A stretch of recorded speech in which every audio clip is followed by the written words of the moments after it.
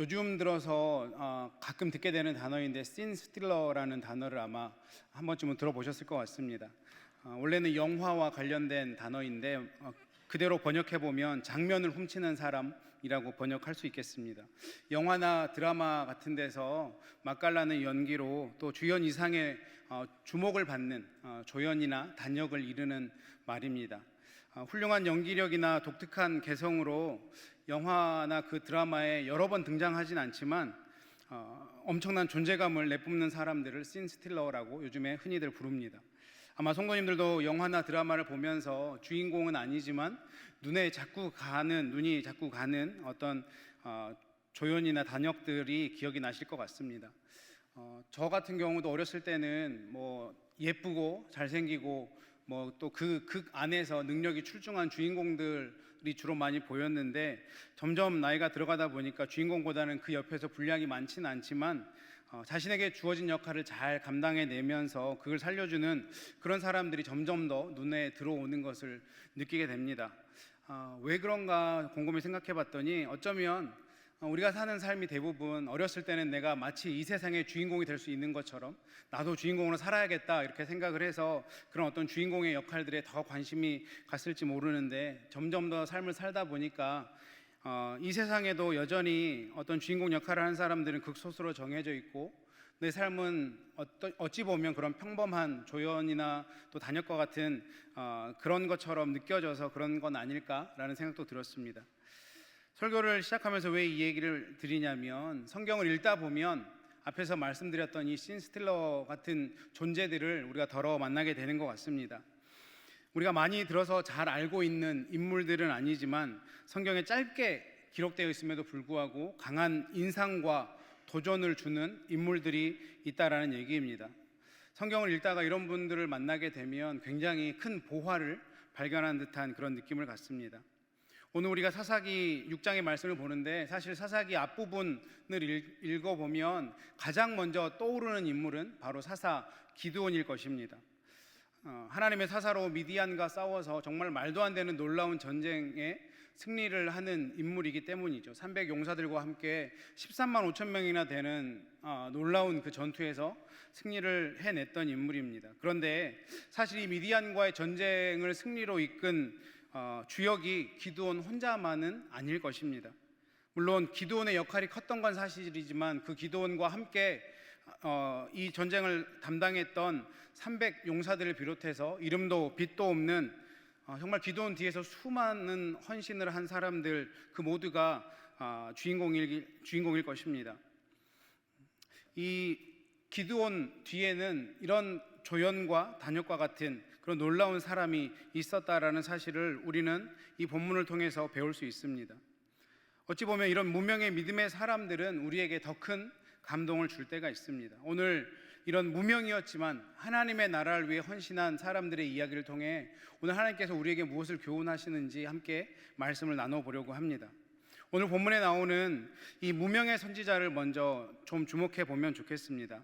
오늘 말씀을 보면 우리 8절 말씀에 여호와께서 이스라엘 자손에게 한 선지자를 보내시니 이렇게 나옵니다. 이 선지자도 분명히 이름이 있었을 텐데 하나님이 굳이 그 이름을 밝히지 않고 한 선지자라고 하신 이유가 분명히 있을 것입니다. 이 선지자는 어떤 역할을 했냐면 기드온에 앞서 그 기드온의 앞길을 평탄케 했던 그런 사람이 바로 이 무명의 한 선지자입니다. 지금 이 이스라엘의 상황이 어땠냐면 하나님 앞에서 이스라엘 백성들이 악을 행한 결과 굉장한 고통 가운데 있었습니다. 오늘 우리가 읽진 않았지만 6장 3절 말씀에 보면 2절부터 보시면 미디안의 손이 이스라엘을 이긴지라 이스라엘 자손이 미디안으로 말미암아 산에서 웅덩이와 굴과 산성을 자기들을 위하여 만들었으며 이스라엘이 파종한 때면 미디안과 아말렉과 동방 사람들이 치러 올라와서 이런 얘기예요.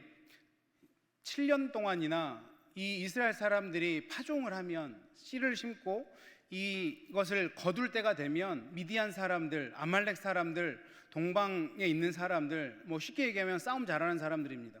전쟁에 능한 사람들이 와서 한 해가 아니고 7해 동안 계속해서 이 이스라엘 백성들이 추수할 곡식들을 그들이 다 가져갔다는 얘기입니다. 굉장한 어려움 가운데 있습니다. 그래서 이스라엘 백성들이 이제 너무나 궁핍하고 어려워서 하나님 앞에 절박한 마음으로 부르짖게 된 거죠. 하나님, 저 좀 살려주십시오. 사사기의 패턴대로 그들은 그렇게 하나님 앞에 기도했고 하나님은 그들의 기도를 응답해 주셨습니다. 그런데 이 응답하신 하나님의 방식이 이스라엘 백성들이 요구했던 방식과는 조금은 달랐습니다. 아마 이스라엘 백성들은 지금 하나님 앞에 기도할 때 나를 살려주십시오라고 기도했을 때, 우리를 구해주십시오라고 기도했을 때는 아마도 이 미디안 백성들을, 이 이방인들을 다 물리쳐 주시고 또 우리에게 능력의 지도자를 주셔서 그 지도자가 우리를 이끌고 나가게 해주십시오, 이렇게 아마 이런 의도를 가지고 기도를 했을 텐데, 하나님은 그렇게 지금 해주신 것이 아니라 한 무명의 선지자, 그 이스라엘 백성들의 절박한 기도 가운데 한 무명의 선지자를 보내주셨습니다. 그러면서 이 무명의 선지자를 통해서 어떻게 얘기하고 계시냐면, 내가 너희를 애굽에서 건져내었다, 그리고 가나안 땅을 너희에게 주면서 이 땅에 있는 아모리 사람들이 섬기는 이 신을 두려워하지 말라라고 명령했는데 너희가 내 말을 듣지 않았다. 그 너희의 죄악을 회개해라. 아말렉 또 미디안 이 사람들을 다 없애줘야 되는데 회개부터 지적하고 있는 것입니다. 이 한 무명의 선지자를 통해서 이스라엘의 타락과 또 죄악을 통렬하게 지적하고 계시는 것이죠. 그런데 이 무명의 선지자 입장에서 이것을 한번 생각해 봤으면 좋겠습니다. 이스라엘 백성들이, 저들이 우리 좀 살려달라고 기도했는데 하나님 무명의 선지자를 이스라엘 백성에게 보냈습니다. 그러면서 그들이 아픈 얘기를 하는 거예요. 니네가 잘못하지 않았냐, 회개해라. 이스라엘 백성들이 이 무명의 선지자를 어떻게 바라볼 것 같습니까? 결코 좋은 시선으로 바라보지 않았을 것입니다. 곱지 못한 시선으로 그를 바라보면서 어디서 듣지도 보지도 못한, 잘 알지도 못하는 사람이 와서 너희 잘못 살고 있다, 회개해라, 지금 이렇게 얘기하고 있는 것이죠. 얼마나 이스라엘 백성들이 보기에 못마땅하겠습니까? 오늘 본문인 이 사사기 6장의 구조를 살펴보면 하나님께 부름받은 이 무명의 선지자가 어찌 보면 악역을 담당하고 있는 것입니다. 그래서 고군분투하면서 이스라엘 백성들이 무엇을 잘못했는지 지적하고 그들의 마음을 정돈하고 이제 앞으로 나가올 그 기드온의 앞길을 평탄케 하는 그 역할을 하고 있는 것입니다. 이 무명의 선지자가 어려운 일은 다 해놓고 나면 이제 기드온 사사가 마치 레드카펫이 펼쳐진 것처럼 그렇게 등장해서 화려한 스포트라이트를 받고 전쟁에서 승리하는 그 역할을 감당하게 돼 있게 되는 것이죠. 이 말씀을 묵상하는데 이런 생각이 들었습니다. 이 한 무명의 선지자, 그래도 하나님께 부름받은 이 선지자의 이름을 밝히는 것이 하나님에게 좀 힘든 일이었을까? 하나님이 이 사람이 분명히 이름이 있었을 텐데 이 사람의 이름을 기록할 수 있었을 것입니다. 그런데 이 사람의 이름을 굳이 기록하지 않으시고 한 선지자라고 기록하신 분명한 이유가 있다라는 것이죠. 오늘 우리가 이 무명의 선지자를 통해서 우리가 배울 수 있는 점은 바로 이것입니다. 우리가 하나님의 일에 사용되어지더라도 때로는 우리의 이름이 드러나지 않을 수도 있다는 것입니다. 우리의 본성은 어떻습니까? 우리의 속사람의 마음은 어떻습니까? 내가 교회를 위해서, 내가 속해 있는 공동체를 위해서 봉사를 하고 헌신을 하면 누군가는 나를 알아주기를 원합니다. 그리고 누군가는 나에게 와서 아우, 이번에 정말 수고 많으셨다고, 당신 아니었으면 이 일이 이렇게 잘 될 수 없었을 거라고, 그렇게 칭찬받기를 바라는 마음이 우리 안에 다 있지 않습니까? 그런데 오늘 본문은 그렇지 않을 수도 있다라고 우리에게 분명히 말씀해주고 있습니다. 일을 하다 보면 누군가는 처음에 시작해서 굉장히 힘든 고생을 할 수도 있습니다. 또 어떤 사람은 그 일의 중간에 들어와서 또 힘든 일을 감당할 수 있습니다. 또 어떤 사람은 일의 마지막에 와서 영광스러운 부분에 함께 하면서 또 모든 칭찬을 받는 경우도 있습니다. 교회에서 대개는 이런 경우에 보면 처음에 들어와서 고생한 분이나 중간에 들어와서 고생하신 분들이 흔히 얘기하는 시험에 들 때가 있습니다. 내가 이렇게 뼈 빠지게 고생했는데 나를 알아봐 주지 않는다라는 거죠. 담임 목사가, 우리 성도들이 내가 이렇게 수고했는데 엉뚱한 사람한테 잘했다고 칭찬한다라는 것입니다. 이 무명의 선지자를 보면서, 말씀을 준비하면서 저에게 스스로 질문을 해봤습니다. 나는 이 무명의 선지자처럼 이렇게 하나님의 일을 하면서 환영받고 대접받는 일이 아니라고 할지라도, 때로는 고생만 하고 아무도 알아주지 않는 그 경우라도 내가 이 한 무명의 선지자처럼 묵묵히 하나님께서 나에게 주신 이 일을 잘 감당하고 있는가?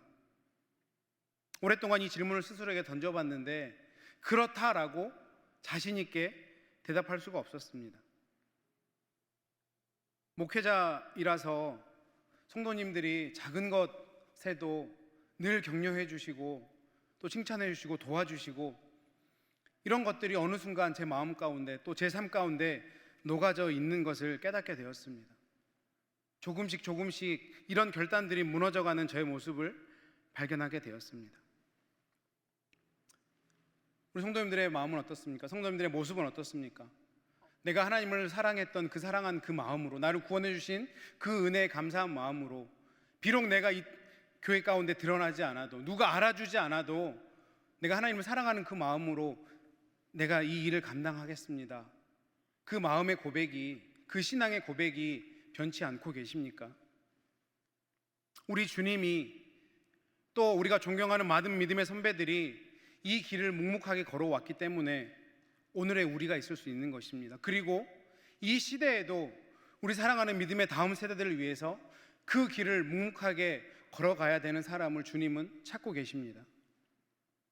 누가 알아주지 않더라도 한 무명의 선지자처럼 하나님을 위해 묵묵히 사명을 감당하고 모든 영광은 주님께만 올려드리는 그런 사람들이 돼야 된다는 것이죠. 목회자인 저뿐만 아니라 믿음의 사람이라면 누구나 이 길을 걸어가야 될 것입니다. 비단 이 한 무명의 선지자뿐이 아닙니다. 오늘 우리가 보진 않았지만 오늘 사사기 7장 10절 말씀에 보면 다른 한 명이 나옵니다. 사사기 7장 10절 말씀을 보시면 이렇게 되어 있습니다. 그 밤에 여호와께서 기드온에게 이르시되 일어나 진영으로 내려가라. 내가 그것을 내 손에 넘겨주었느니라. 만일 내가 내려가기를 두려워하거든 내 부하 브라와 함께 그 진영으로 내려가서, 이렇게 말씀합니다. 이제 기드온이 미디안과 전쟁을 목전에 두고 있습니다. 그리고 하나님이 기드온으로 하여금 이제 내려가서 전쟁에 임해라 이렇게 말씀하셨는데, 하나님 보시기에 기드온 마음 가운데 두려움이 있는 거예요. 그랬더니 뭐라고 말씀하십니까? 두렵다면 네 부하 브라와 함께 그곳에 내려가라. 그리고 그 다음 절에 보면 이 부하와 함께 기드온이 내려가는 것을 보게 됩니다. 여기서 브라가 맡은 역할은 무엇입니까? 기드온이 두려워 떨고 있을 때 잠잠히 그와 동행해 주는 것입니다. 이 기드온의 부하였던 브라도 사사기 7장에 한 번 등장하고 성경은 그 어디에도 등장하지 않습니다. 그도 앞에 나오는 무명의 선지자처럼 조용히 쓰임받다가 자신의 역할을 다 한 후에 조용히 사라진 인물입니다. 하나님께서는 하나님의 백성인 우리가 이 땅을 살아가다가 낙심에 빠지고 두려움에 빠지게 되면 어김없이 우리에게 귀한 동역자를 붙여주십니다.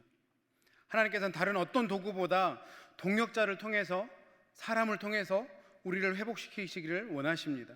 하나님은 지금도 동일한 방법으로 일하고 계십니다. 저 또한 이런 동역자들이 있어서 얼마나 감사한지 모릅니다.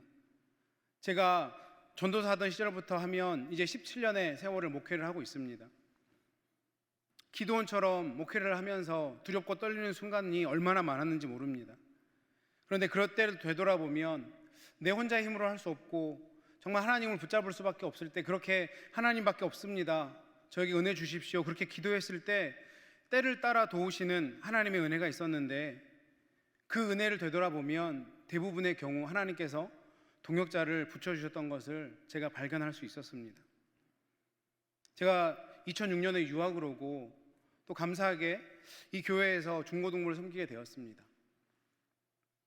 그때 처음 시작할 때 저도 미국이라는 사회, 이민 교회가 굉장히 낯설었습니다. 한국에서는 사역을 하다 왔지만 너무나 다른 문화이기 때문에, 그렇지만 여기서 또 이제 사역을 해야 되는데 어떻게 해야 될지, 또 새로 생긴 부서였기 때문에 뭐 버짓이나 이런 것도 크게 없었습니다.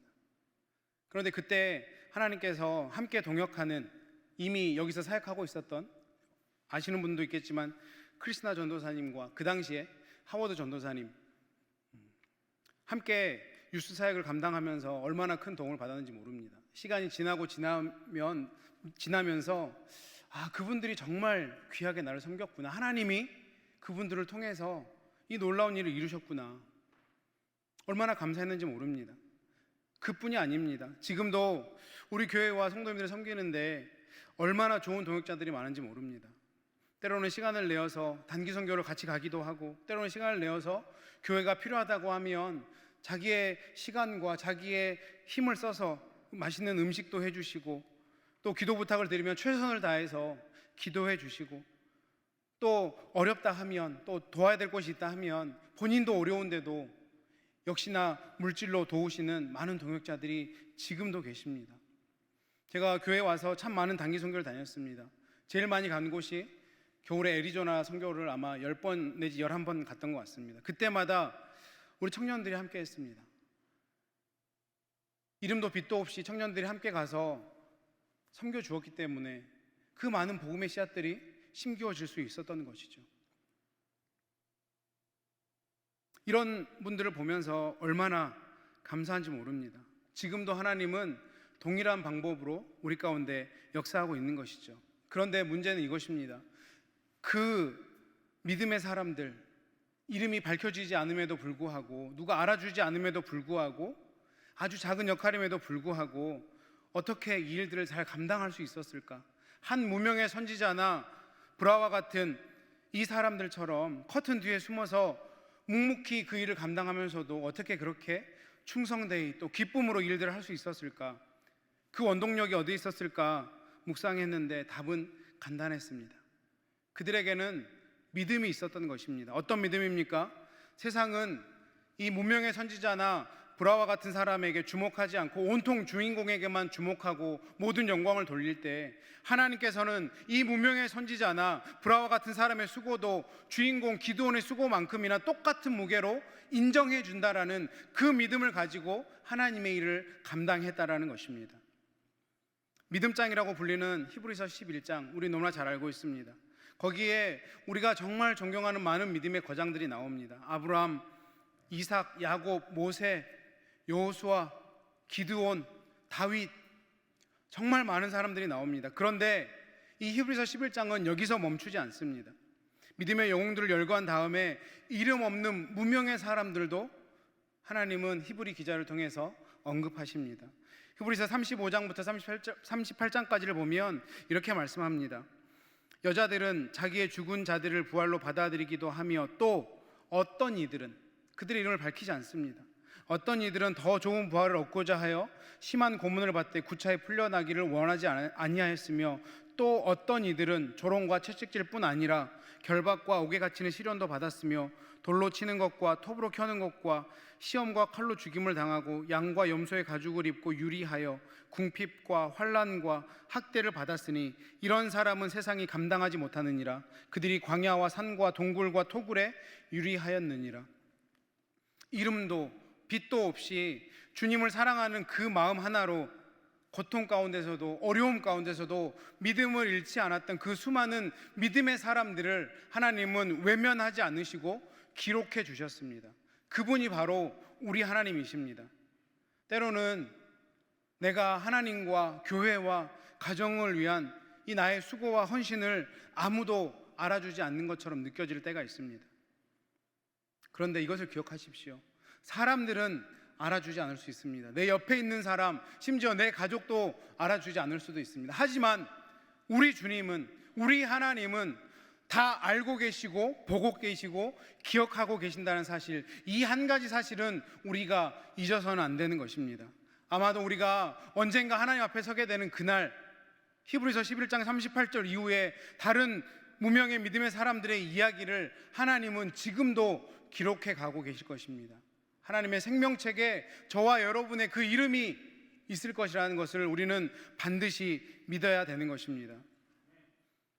우리는 세례 요한의 삶을 통해서도 이런 믿음의 본을 받을 수 있습니다.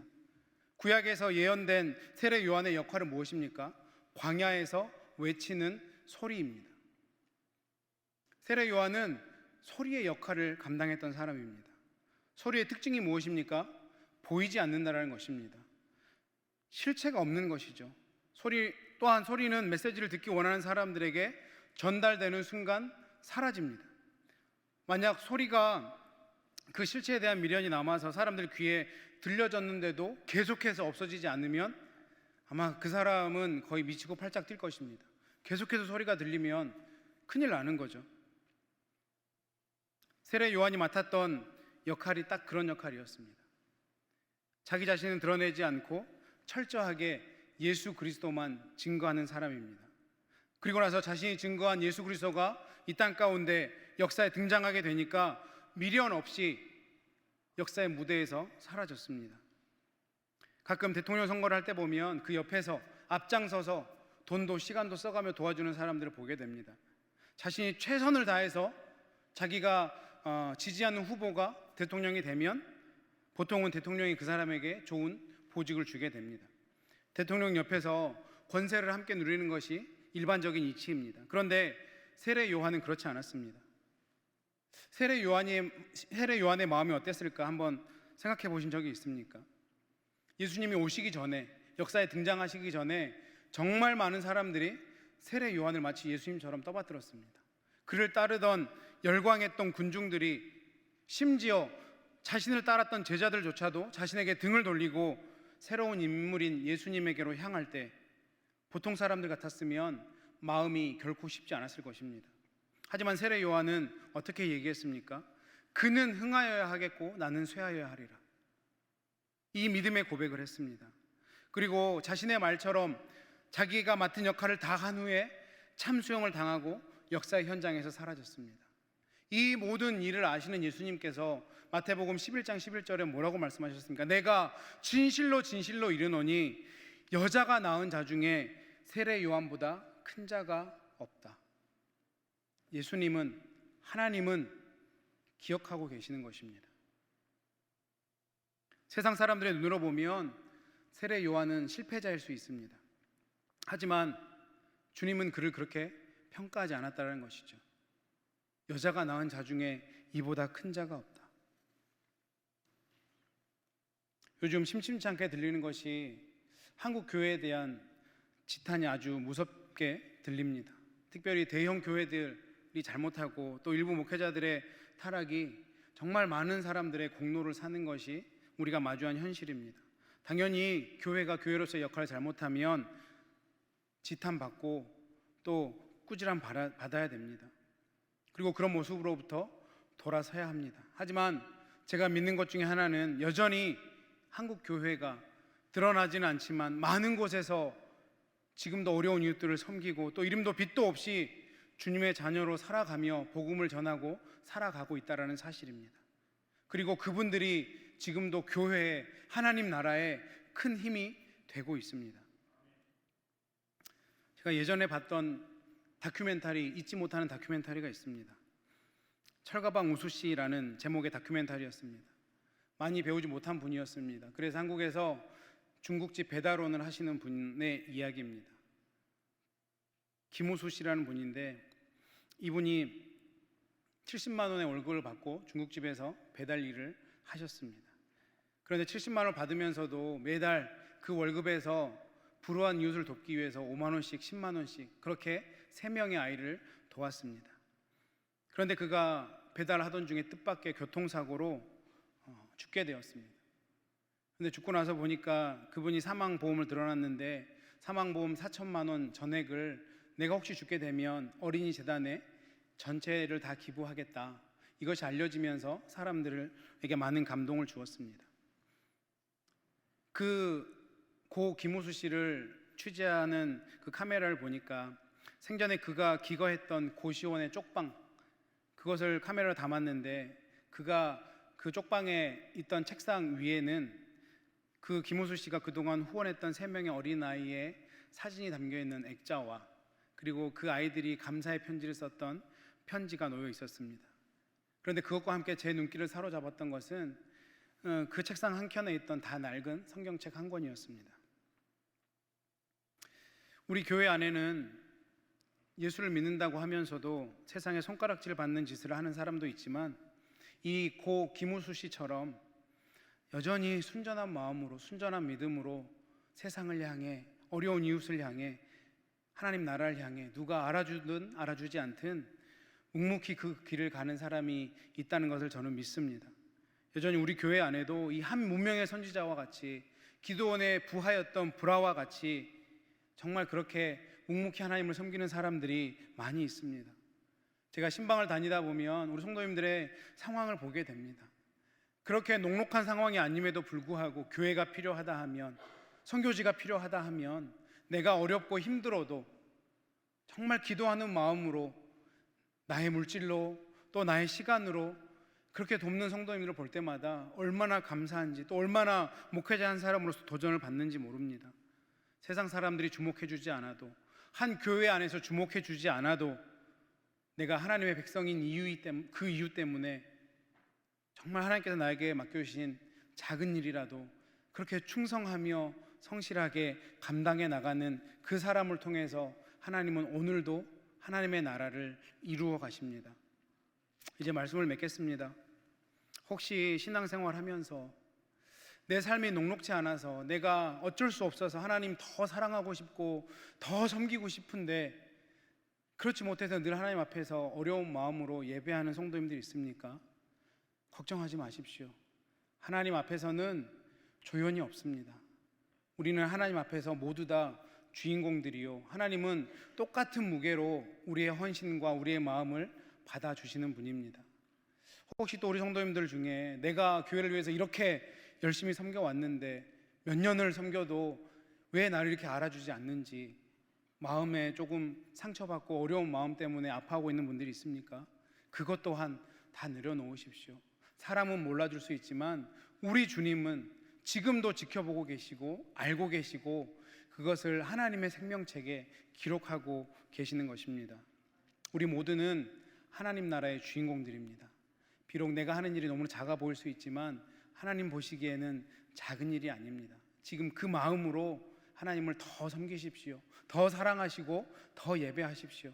우리 사랑하는 청년들, 때가 되고 기회가 되면 단기 선교도 나가고 중장기 선교도 나가고 또 내 주변에 내가 도와야 될 분이 있으면 작은 것이지만 작더라도 도우십시오. 실행해 나가십시오. 하나님이 그 일들을 통해서 놀라운 일들을 이루어 갈 것입니다.